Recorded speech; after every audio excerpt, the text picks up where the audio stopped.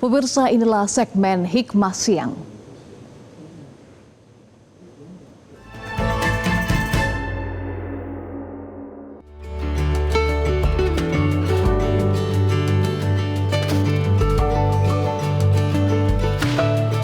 Semoga Indonesia damai, adil, dan sejahtera. Tuhan memberkati negeri ini dengan persaudaraan yang tidak terpisahkan. Kita sudah 80 tahun berjalan bersama. Semoga Nusantara selalu dalam harmoni. Mari kita jaga welas asih menjauh dari kebencian. Bangsa yang besar adalah bangsa yang memegang teguh kebajikan. Merdeka adalah kesempatan berbuat baik tanpa batas. Kita kuat karena kita berbeda. Semoga kasih dan kebaikan menjadi arah bangsa. Seperti nada-nada yang berpadu menjadi lagu yang indah. Dan terus menebar kebaikan untuk semua. Itulah Indonesia yang kita cintai. Inilah doa kami untuk Indonesia. 80 tahun merdeka, kita bersatu untuk selamanya.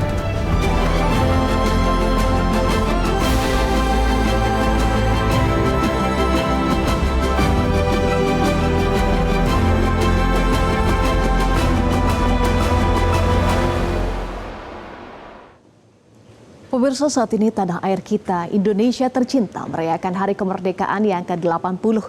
Tema Hikmah Siang hari ini akan membahas makna kemerdekaan Indonesia dalam pandangan Islam. Untuk mengetahui lebih detail, berikut ini adalah liputan Randi Alfaras berdialog dengan seorang cendekiawan Islam, Ustadz Gugun Gumilar, dalam segmen Hikmah Siang.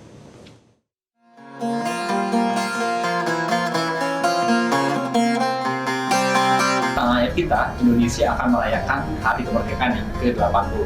Oleh karena itu, pada segmen Hikmah Siang kali ini, kita akan membahas dan juga berdiskusi tentang tema terkait dengan makna kemerdekaan Indonesia dalam pandangan Islam.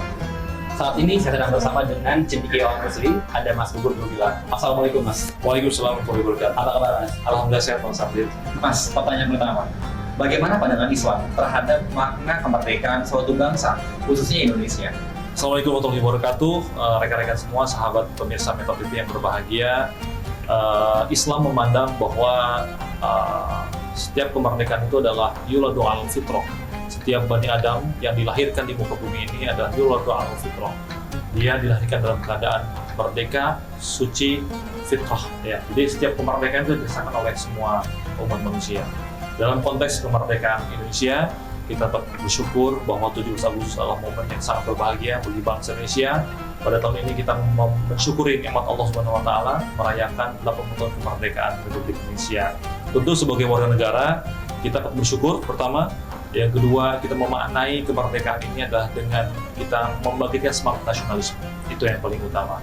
Yang kedua, kita meniatkan persatuan dan kesatuan Indonesia.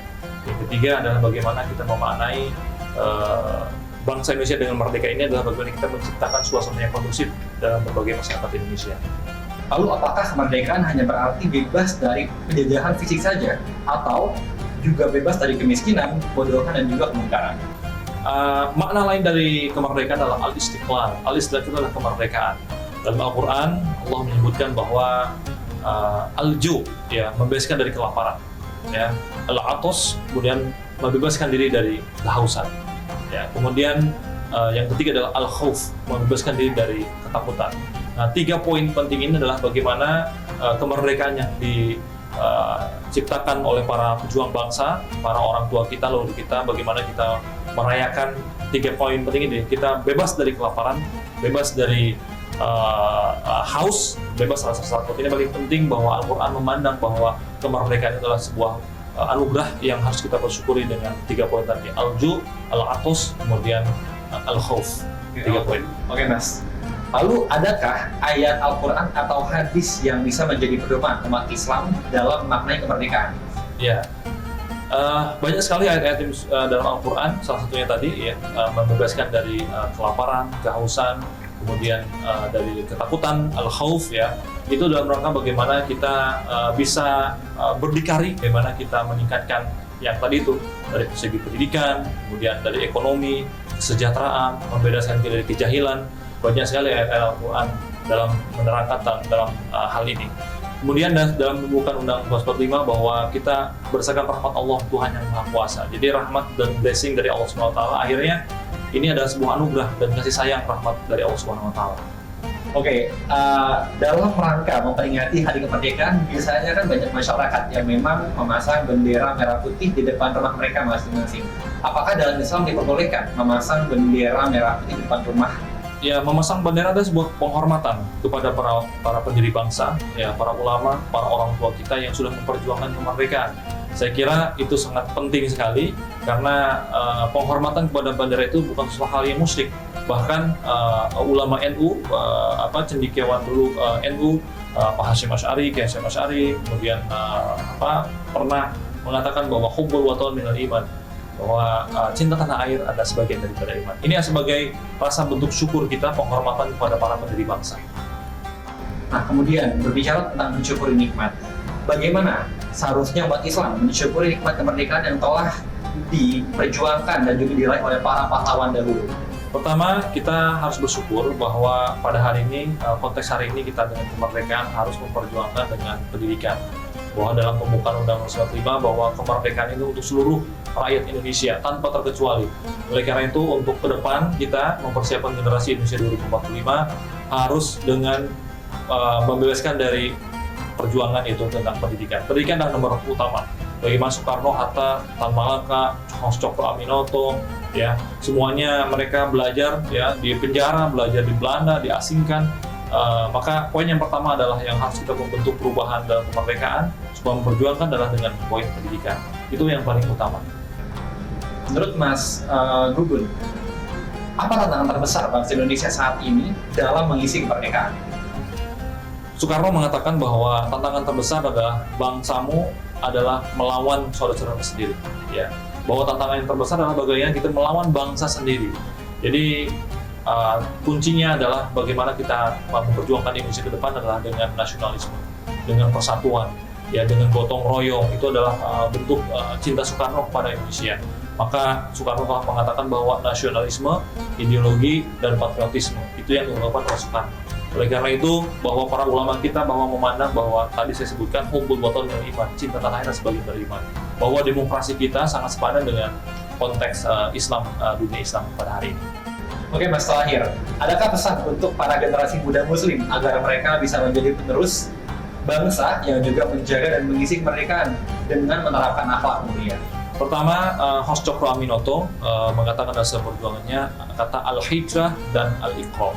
Ya, bagaimana hijrah dari bentuk kebodohan kepada bentuk kegemilangan. Nah, ini bagaimana para generasi muda Indonesia ke depan harus mempersiapkan generasi gemilang Indonesia 2045 itu dengan pendidikan.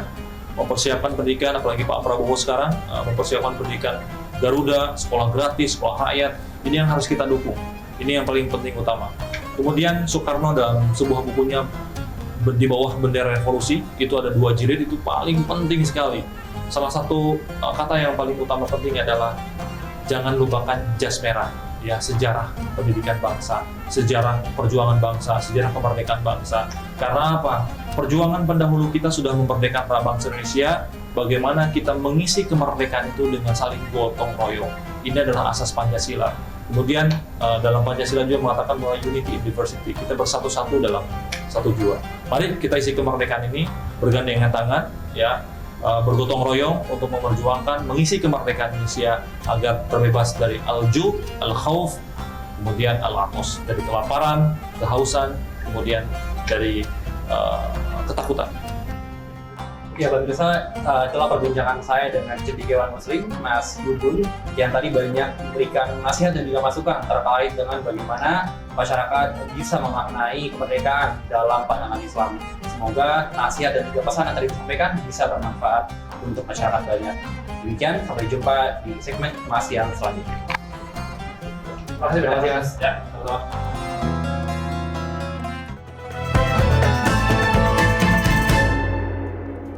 Jelajahi cara baru mendapatkan informasi. Download Metro TV Extend sekarang.